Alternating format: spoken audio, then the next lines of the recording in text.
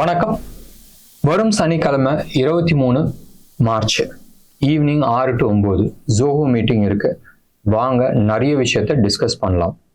நிறைய இம்பார்ட்டண்ட்டான டேட்ஸ் இருக்கு, இம்பார்ட்டண்ட்டான விஷயங்கள் இருக்கு. செக்டர் வைஸ் நம்ம பார்க்கலாம். நியூ ஆல் டைம் ஹை பண்ணுமா, இல்லை இப்போதைக்கு இது பூச்சாண்டி காட்டிட்டு ரிட்டர்ன் ஆகுமா, இது எல்லாத்தையுமே நம்ம பார்க்கலாமே. முக்கியமான கட்டத்தில் இருக்கிறோம், பெரிய ஃபால் வரலாம்ன்றது நிறைய பேர் பேசிட்டு இருக்காங்க. ஸோ டெஃபினட்டாக வாங்க. 236 ரூபா எப்படி பே பண்ணலாம், கீழே டிஸ்கிரிப்ஷன்ல வந்து 3 லிங்க் இருக்கு.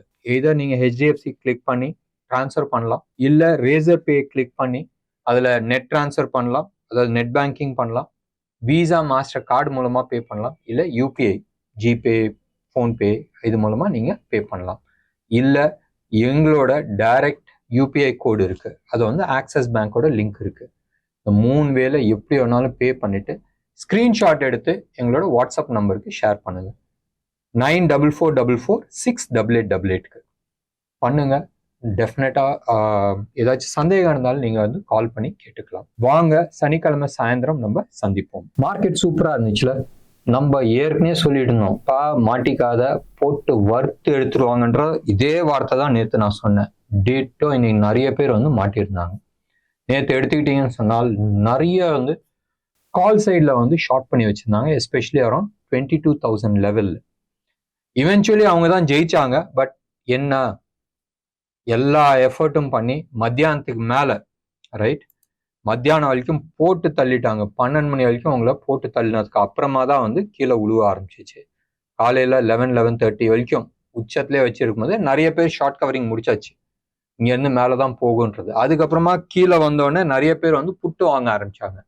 பட் அந்த லெவல்ல வந்து ஹெவி புட் ரைட்டிங் நடந்துகிட்டு இருந்துச்சு. மறுபடியும் வார்த்தை யூஸ் பண்றேன், ஹெவி புட் ரைட்டிங் நடந்துகிட்டு இருந்துச்சு. இதை வந்து ப்ராபப்ளி புட் சைட்ல வந்து ட்ராப் பண்றதுக்கோசரமான்றது எனக்கு தெரியாது. பட் டெஃபினட்டா இட் வாஸ் எ ட்ராப். நீங்க வந்து எடுத்து பார்த்தீங்கன்னா இன்னைக்கு புட் சைட்ல வந்து எடுத்துக்கிட்டீங்கன்னா க்ளோஸ் டு அபவுட் 2,30,00,000 புட்டு வந்து ரைட் பண்ணியிருந்தாங்க. ரைட், அவ்வளோ புட்டு வந்து ஒர்த்லெஸ்ஸாக வந்து போயிருக்கு. ஸோ எவ்வளோ கோடி வந்து சம்பாதிச்சிருக்காங்கன்றது யோசனை பண்ணி பாருங்க. சரி, அது இருக்கட்டும். பட் எனிவே, நம்ம எதிர்பார்த்தது மார்க்கெட்ல ஓரளவுக்கு வந்துச்சு. இது சஸ்டெயின் ஆகுமா, ப்ரோக்ராம் தொடர்ந்து பாருங்க, நம்ம அதை பத்தி டிஸ்கஸ் பண்ணலாம். இன்னைக்கு வந்து 208 பாயிண்ட்ஸ், இது வந்து ஃபியூச்சர்ஸ்ல. அண்ட் இன்ட்ராடே ஸ்விங் வந்து close about 130 points intraday swing. ஸ்பாட்ல எடுத்துக்கிட்டோம்னா 172 பாயிண்ட்ஸ் வந்து பிளஸ்ல இருந்துச்சு.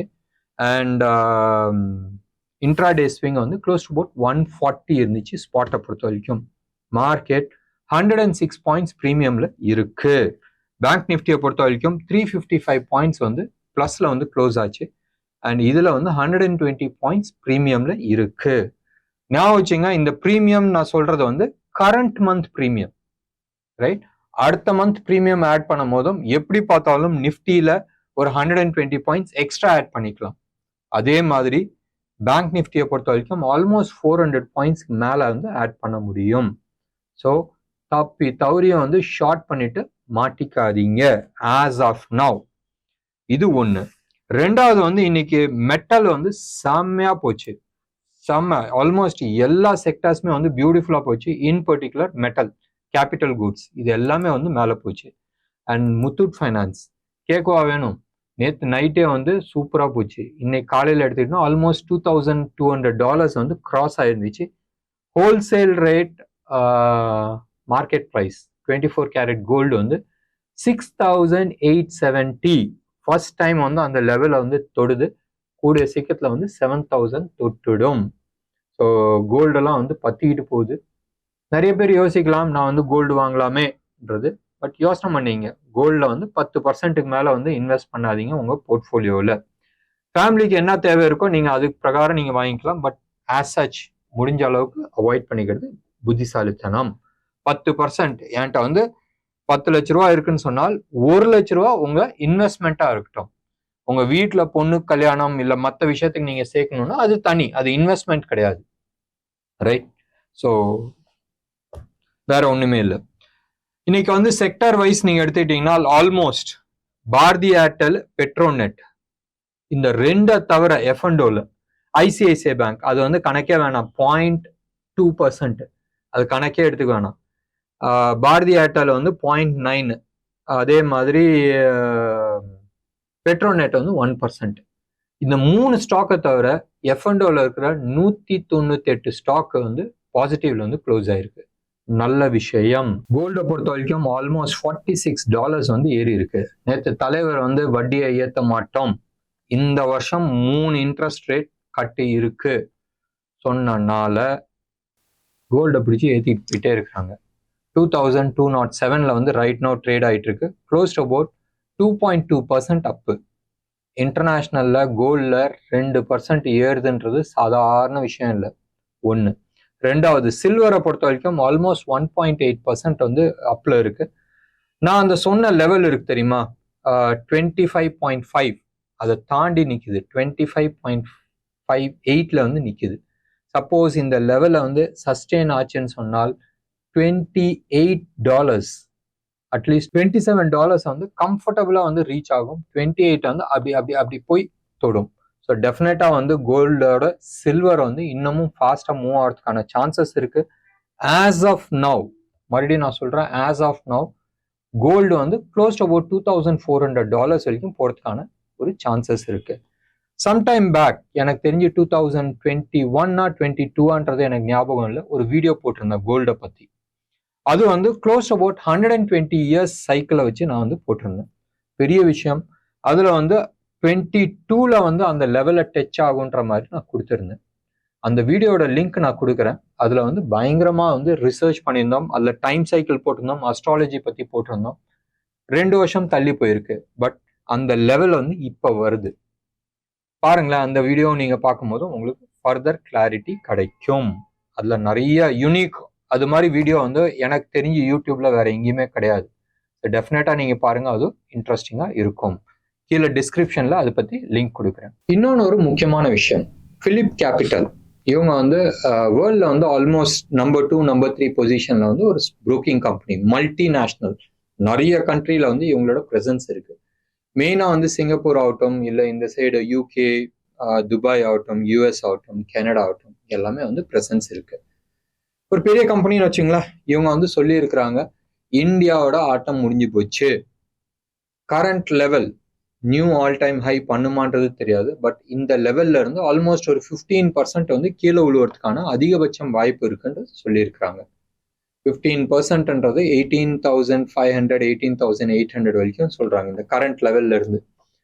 ஸோ இவ்வளோ பெரிய ஃபாலான்றது ஒரு கேள்வி ஒன்று.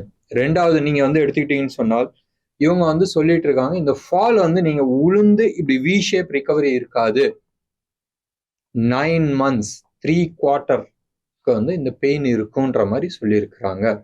அப்பனால் இவங்க சொல்றது பார்த்தா இதுதான் வந்து உச்சம், இந்த வருஷ கடைசி வரைக்கும் டவுன் சைட்ல தான் இருக்குன்ற மாதிரி சொல்லிட்டு இருக்காங்க. வருஷத்துல 12 மாசம், 3 மாசம் முடிஞ்சு போச்சு, 3 குவார்ட்டர்னா ஸோ இந்த டிசம்பர் 2 வரைக்கும் கீழே தான் இருக்குன்ற மாதிரி ஹிண்ட் பண்றாங்க. பார்க்கலாமே. இவங்க வந்து சொல்றாங்க, அப்பனா நம்ம என்ன பண்ணோம், கொஞ்சம் எங்கேயாச்சும் மனசுல வச்சுக்கிட்டு அண்ட் ஸ்ட்ரிக்ட் ஸ்டாப் லாஸ் போட்டு மெயின்டைன் பண்றது வந்து always better. Money management and risk management maintain பண்ணுங்க. ஏன்னு சொன்னால் ப்ரைஸ் வந்து மேலே போகல, ப்ரீவியஸ் ஹையை தொடல, அண்ட் RSI சப்போர்ட் பண்ண மாட்டேங்குது. எங்கேயாச்சும் ஒரு இடத்துல ஒரே ஒரு நியூஸ் நெகட்டிவ் நியூஸ்ன்னு சொன்னால் பெருசாக கீழே விழுவதுக்கான வாய்ப்புகள் இருக்கு. நீங்க வந்து பேசலாம், FIIs இவ்வளோ இன்வெஸ்ட் பண்றாங்க, DIIs இவ்வளோ இன்வெஸ்ட் பண்றாங்க. FIIs ஆகட்டும், DIIs ஆகட்டும், சொந்த பணம் கிடையாது, ரைட்? ஊரா விட்டு பணம். கீழே விழுந்தாலும் ஒன்றும் பிரச்சனை இல்லை, அவங்க வந்து விளம்பரம் போடுவாங்க, கீழே விழுந்துருச்சு, டிஸ்கவுண்ட்ல கிடைக்குது, வாங்குங்க, இன்னும் இன்வெஸ்ட் பண்ணுங்க தான் மார்க்கெட்டிங் பண்ணுவாங்க. ஒத்துக்க மாட்டாங்களே கீழே விழுந்ததை வந்து அவங்க தப்பு பண்ணியிருக்கிறாங்கன்றது. நானும் சில ஸ்டாக்ஸ்லாம் வந்து நான் எக்ஸிட் பண்ணாத வச்சுட்டு இருந்தேன். பட் மியூச்சுவல் ஃபண்ட்ஸில் அவங்க தனியாக இருக்கட்டும், பெரிய கம்பெனி, அதில் இன்வெஸ்ட் பண்ணுறவங்க வேற லெவலில் பார்ப்பாங்க. நம்ம இண்டிவிஜுவலாக ஹேண்டில் பண்ணும் போதும், ரீட்டைல் இன்வெஸ்டராக இருக்கும் போதும் ஜாக்கிரதையாக பண்ணுறது அட்வைசபிள். இது ஒன்று. இன்னொன்று விஷயமும் நான் வந்து படித்தேன்னு சொல்கிறதோட டேட்டாஸ் நோட் டவுன் பண்ணி வச்சுருந்தேன். இந்த மார்ஜின் ஃபண்டிங்னு ஒன்று இருக்குது தெரியுமா? நிறைய புரோக்கிங் ஹவுசஸ்லாம் இன்னைக்கு டேட்டில் வந்து உங்களுக்கு தெரியும், F&Oலாம் மார்ஜின் கிடையாது.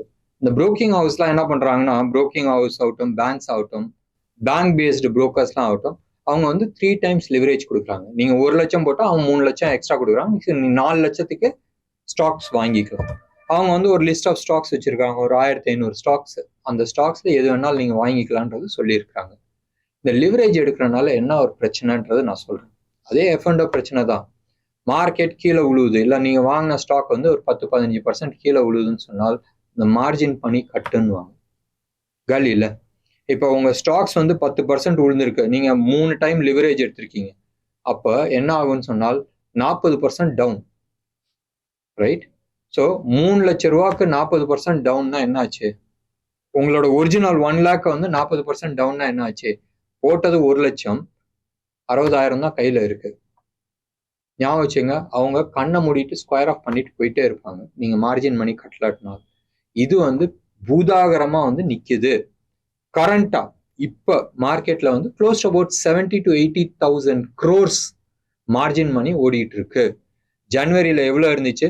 இது வந்து 54,000 கோடி தான் இருந்துச்சு. ஆல்மோஸ்ட் 50% வந்து இன்க்ரீஸ் ஆயிருக்கு லாஸ்ட் 3 monthsல. எவ்வளவு சீரியஸான விஷயம்ன்றதை நினைச்சு பாருங்க. மார்க்கெட் கீழே விழுந்துச்சுனால் இது எல்லாம் அம்பேல். கம்பெனிக்காரனுக்கு எந்த ப்ராப்ளமும் கிடையாது. அவன் 14% சம்பாரிச்சுட்டு போயிட்டு இருக்கான் ஓசியில, எந்த விதமான டென்ஷனும் இல்லாத. பட் உங்களோட மார்ஜின் மணி அடி வாங்கும். இதே இது வந்து லாஸ்ட் ஜனவரியில நீங்க எடுத்துட்டீங்கன்னா இந்த 54,000 கோடின்றது 29,500 கோடி தான் இருந்துச்சு. அப்ப போன வருஷத்துக்கும் இந்த வருஷத்துக்கும் நீங்க எடுத்துக்கிட்டீங்கன்னா ஆல்மோஸ்ட் டபுள். இந்த வருஷம் ஜனவரிக்கும் இந்த வருஷம் கரண்டா மார்ச் மாசத்துக்குள்ள ஆல்மோஸ்ட் 50% வந்து இன்க்ரீஸ் ஆயிருக்கு. அப்ப இது ரிஸ்க் எவ்வளவு இருக்குன்றது நினைச்சு பாருங்க. 2020 பிப்ரவரி, ரைட்? 2020 பிப்ரவரியில வந்து இது வெறும் 7,500 கோடி தான் இருந்துச்சு மார்ஜின் ஃபண்டிங். அப்ப இது வந்து எவ்வளவு பெரிய ரிஸ்க்ன்றதை நினைச்சுப்பேன். இதனால மார்க்கெட் கிராஷ் ஆகாது. ஆனால் மார்க்கெட் லேசா கிராஷ் ஆனாலும் மார்ஜின் மணி கட்ட முடியலன்னா கம்பெனிக்காரன் வந்து அந்த ஸ்டாக்ஸை விற்கும் போதும் அது இன்னமும் ஃபால் ஆகும். அது வாங்கறதுக்கு வந்து யாருமே இருக்க மாட்டாங்க. ரைட்? அது வந்து ஆக்சிலரேட் பண்ணி விடும். ஸோ எங்கேயாச்சும் ஒரு இடத்துல, இந்த இடத்துல ஒரு 80 ரூபால பிரேக் அடிக்கிற இடத்துல வந்து அது 60 ரூபால தான் வந்து பிரேக் அடிக்கும். இதுவும் மனசுல வச்சுங்க. உழுவும் போதும் இந்த விஷயம் வந்து காம்ப்ளிகேட் பண்ணும்.